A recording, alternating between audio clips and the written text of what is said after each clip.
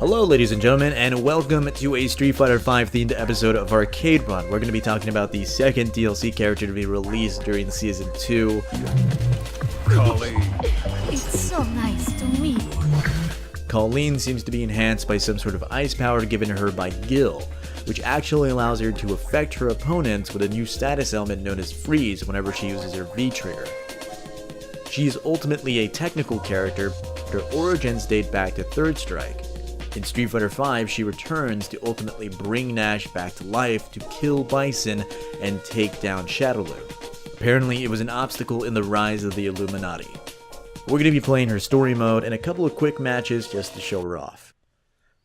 Hello ladies and gentlemen, this is the story mode, and yes, I'm going to be talking over it. You can read, so don't worry.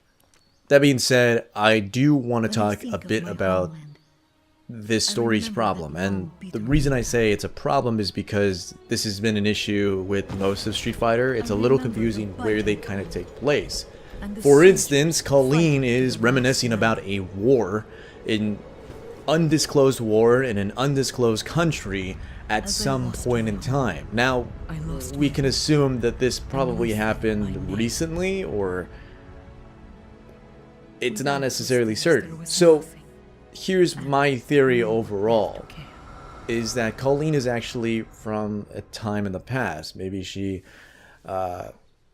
was born in the past and that war did happen, but it happened so long ago that nobody really remembers. And then on top of that, when she meets Gil, she is given the power of immortality along with her ice power, and basically waits out in the shadows with Gil for the rest of time. I think that makes the most sense just because, again, war isn't really a big deal in Street Fighter. So far, all they've been fighting is Shadowloo, and that's pretty much as far as anything has gone when it comes to war. I'm looking for a missing friend. That being said, that's just a theory. I have absolutely no idea, but it's a pretty interesting one all in all.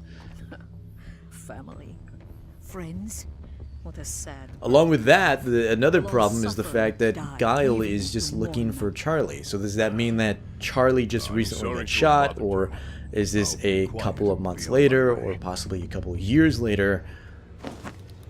But does that mean that Kolin found Nash's body and started Frankensteining him up almost immediately after he died? And I think that's a little, again, it really jumbles the mess of the timeline because you don't know exactly when any of these things kind of take place. Obviously, Third Strike is at the very end, and of course, seeing how Nash has been reborn in this game, Alpha had already happened, and of course, if Alpha's happened, does that mean that Alpha happened before or after Street Fighter 4? That being said, I'm kicking Guile's ass. I'm talking and doing this.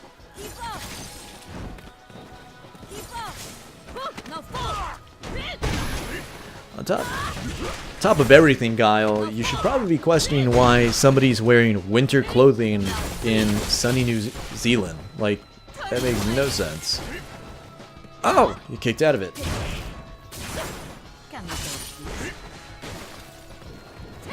Nice cross up. I like that backstep. It does help a lot of, but it is unblockable. So you could punish me, but he doesn't. Guile. Colonel. Taylor. Chasing your tail out here alone again? I remember when Taylor was being rumored to be the next DLC character, and a lot of people were kind of upset with that, mostly because he wasn't really given a lot to do in Street Fighter V, so people were just wondering why they would give him a spot at all. But at the same time, we know the roster has leaked, and we know the individual characters that will be showing up, and I mean, Taylor could have had Abigail's place. I don't think I would have minded another character like Guile or Nash, but it is nice to have something different in you. Taylor's cool though. Don't get me wrong, I was actually pretty excited to see if he would show up, but he didn't, so unfortunately. Oh, Kolin. Disgusting. It's funny, I've never, when I was playing Third Strike, I never really thought of her having a Russian accent. Or whatever accent that seems to be. That the world And, continues to burn in the flames it's of crazy war. because the more I hear it, the more I actually, when I was playing Street Fighter V and I knew that Helena was just Kolin because it's so easy to understand that, plus there was an Udon comic that pretty much alluded to that. But actually, like, I thought that that was just like something she was doing. I thought that by the end of the whole thing that she was going to be revealed and she was going to start talking normal, or at some point or she was going to drop the accent. But she didn't. She talks like that. I'm really confused about Like it. an angel, he came to me. Cause of course, because in my mind, she What talked is more thy like name, Sea Viper. child? When I think about it. Like, in my head, that's how it sounded. She sounded very much like Sea Viper from Street Fighter 4. Where is thy country? Oh, man.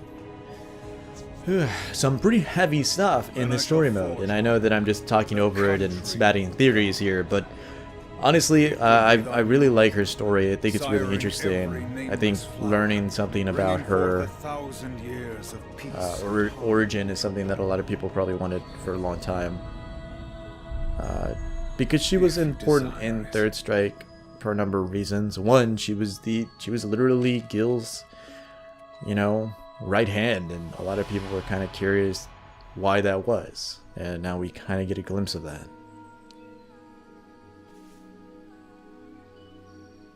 I guess you've woken up. Charlie Nash, you will dedicate what's left of you to him.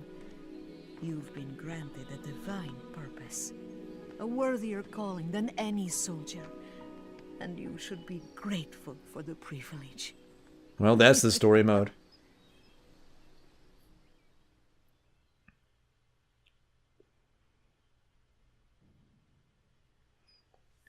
Hey guys, we're kicking off a match here. I'm wearing the default costume with a pink color. Yes, really nice. And we're fighting Faye. I have the Japanese voices on because I actually wanted to hear what she sounded like in Japanese. Let's get right into it. Now that was a quarter circled back medium kick. That was a forward medium, and that is your basic combo. That is a 1-2. That's from light to medium to hard into this, which is a circle forward hard punch. But you can actually combo that forward. You see, it also launches them upward, and I've messed up a number of times, and I never get it perfect, but you can actually jump upward and grab them. If anything, you can also forward medium kick and actually continue it, because it does create a gap when you use that combination. As you can see, it pushes the character forward, so your best bet is to either do a cross-up heavy kick or to do a forward medium. But yeah, Kolin is a technical character through and through from every little thing. She's a very set-up kind of character. You can use her projectiles, you can use her forward circle back kick to either back off, do a small backdash, a sort of closing of the gap with the medium kick, and you can actually leap over opponents with the hard kick. Kolin wins.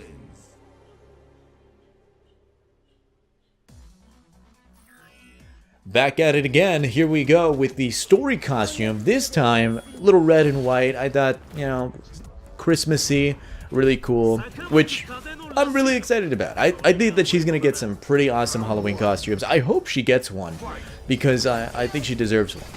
I think she'd be cool, like Snow Queen. It'd be really weird if Capcom made her a snowman. This is a straight up Elsa clone. I love that EX. It's great.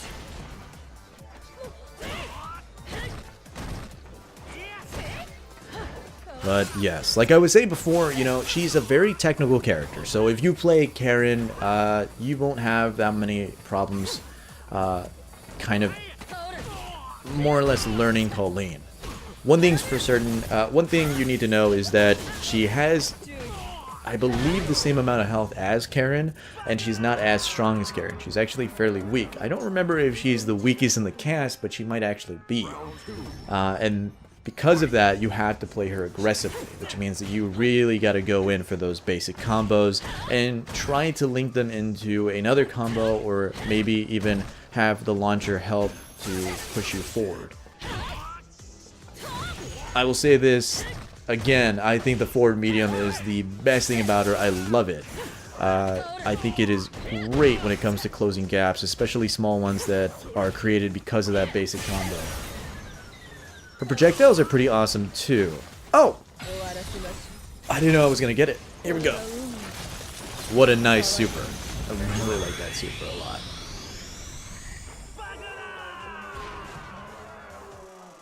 Very good. Very, very good.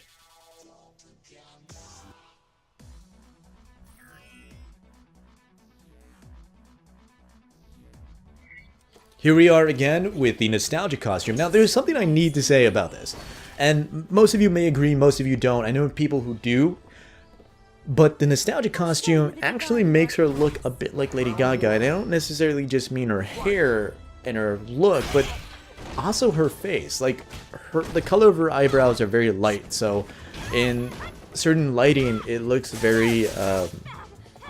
looks like it's not there, and that reminds me a lot of what Lady Gaga's look kind of looks like, and I don't know, it just made me think of that.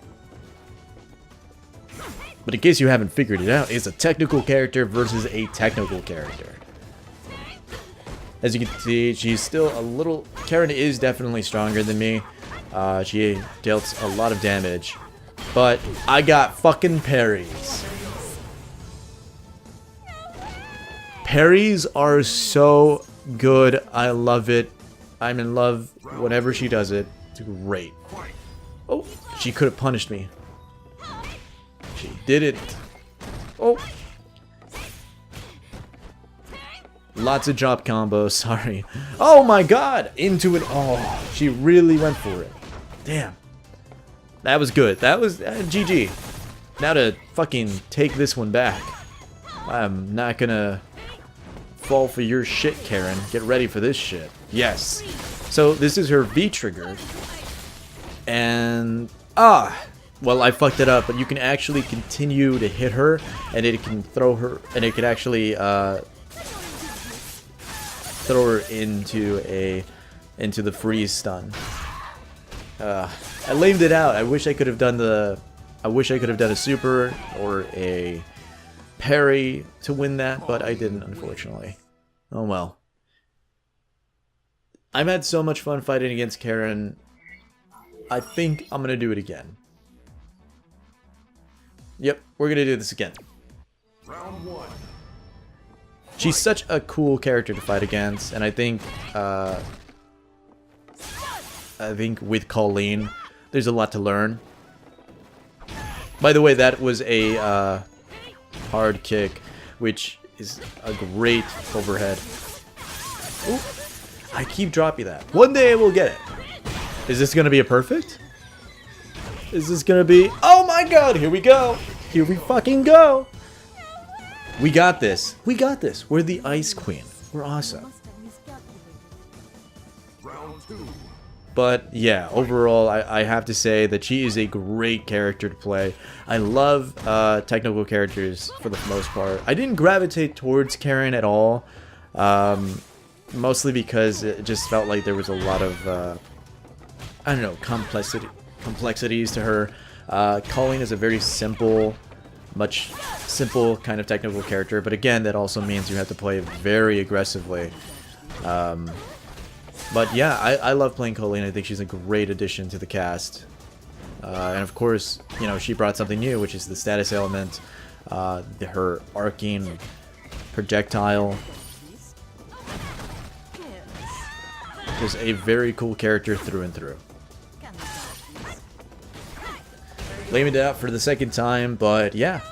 This has been Arcade Run. Thank you all for watching. Colleen wins.